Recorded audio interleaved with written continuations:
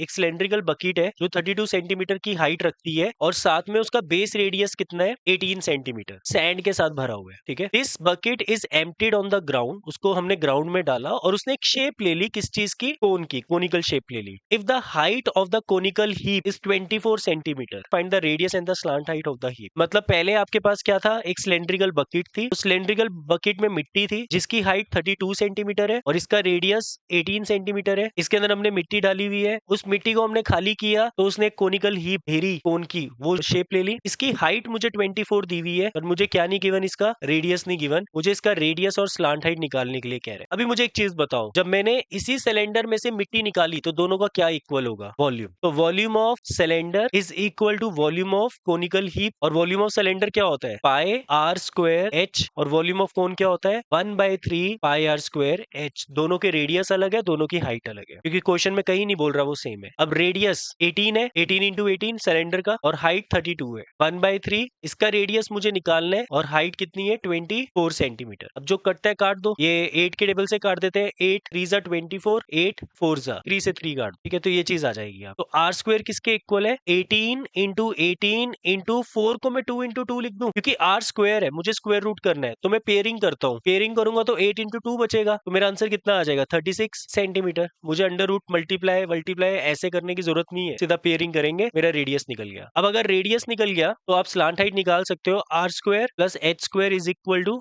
L square. R की value 36 plus h की value 24 is equal to l square. 36 का square 1296 plus 576 is equal to l square. 1872 is equal to l square. देखो, इसको करने के दो तरीके हैं, एक तो आप ऐसा कर सकते हो, ध्यान देना, 1872 के पेयर्स बना लो, ठीक है, बट फिर भी अंडर रूट में आएगा अगर ये परफेक्ट स्क्वायर नहीं हुआ, नहीं तो फिर इसकी लॉन्ग डिवीजन करोगे, तो मेरा आंसर आ जाएगा 43.266।